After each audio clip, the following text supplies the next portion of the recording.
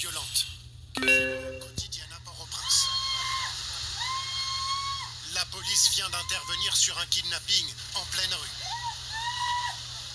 Un homme gît au sol. Sa femme crie son désespoir. Il s'agit d'une victime collatérale. Il a pris plusieurs balles perdues. Les tirs de sommation de la police ajoutent à la confusion. 3 hommes sont arrêtés, soupçonnés d'avoir participé à l'enlèvement d'un chauffeur de poids lourd. En Haïti, tout le monde peut être kidnappé. C'est un moyen pour les ravisseurs d'encaisser des rançons. La victime est encore en vie. Évacuée à bord de ce taxi collectif. Avant, on n'entendait pas de tir ici. C'est en bas de la ville que c'est chaud normalement. Aujourd'hui, c'est partout. Raquettes, enlèvements sont désormais une industrie en Haïti.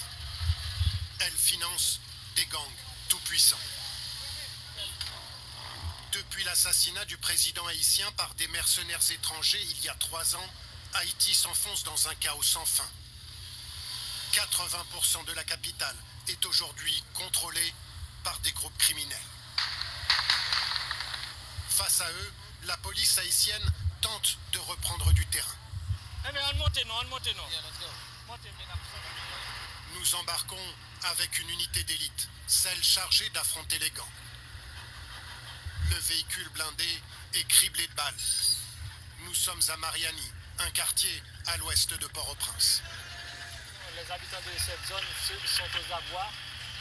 La zone est occupée depuis un bon bout de temps par des hommes armés, des civils armés bien entendu. Et nous, on est là pour les mettre en déroute. L'objectif du jour, récupérer un abattoir occupé par les gangs. Drone qui sont, ouais. L'équipe est guidée par un drone. Les hommes progressent dans l'abattoir. Un coupe-gorge. Des tirs résonnent. Les policiers s'engagent dans une ruelle étroite. Quand le chef d'équipe entend un bruit.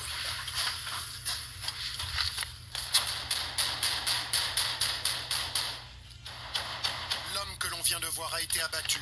Il n'avait pas d'arme visible, mais pour la police, sa simple présence ici fait de lui un complice des gangs. Ok. Stand by. C'est une zone trop difficile. L'équipe décide de se replier. L'abattoir reste un territoire aux mains des gangs. Une guerre sans merci, avec les moyens du bord. On a éliminé un bandit. Il était dans une ruelle. Je l'ai tué. On a été obligé de se replier. En Haïti, la guerre des gangs fait plus de 13 morts chaque jour. Une guerre de territoire. En plein centre-ville de Port-au-Prince, le quartier de Bel-Air, tenu par les gangs. Les guetteurs surveillent en permanence la ligne de front. Non, là, Ici, ça va. C'est safe. Là-haut, par contre, pas du tout. On peut avancer un tout petit peu. Nous suivons l'un d'eux jusqu'au point d'observation le plus avancé. là, Là, c'est le quartier de Solino. Voyez le drapeau. C'est leur base. Ça est base. Au bout de la rue, c'est le quartier ennemi.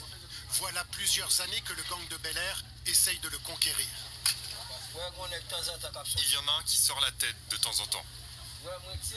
Je vais lui tirer une balle, là. Prendre le contrôle d'une nouvelle zone, c'est s'assurer des revenus, grâce aux raquettes. 5 jours plus tôt, les deux camps s'affrontaient. On voit ici les habitants de Solino, aidés par la police, face à l'offensive du gang de Bel-Air. Venez, rentrez au pays où vivent les bandits. Les hommes de main du gang de Bel-Air ont accepté notre présence. Une vingtaine de jeunes hommes, armés jusqu'aux dents. Venez voir. Nous sommes les 103 zombies. Ils se surnomment les 103 zombies. Ils se considèrent morts-vivants au service de leur chef. Dans la bataille de Solino, nous sommes prêts à mourir. C'est la seule chose que le pays nous offre. La plupart des jeunes qui n'ont pas encore quitté Haïti, ils sont comme nous. Ils ont pris les armes. Nous sommes les 103 zombies. Nous sommes les maîtres du pays. Sur les réseaux sociaux, ils affichent leur vie de jeunes bandits exhibant la richesse accumulée au fil des raquettes et des enlèvements. Certains peuvent rapporter plusieurs dizaines de milliers de dollars. Ce jour-là, ils partent en patrouille dans leur quartier, bouteille de rhum à la main. Cette arme, elle est comme nous. Elle boit du rhum, regarde.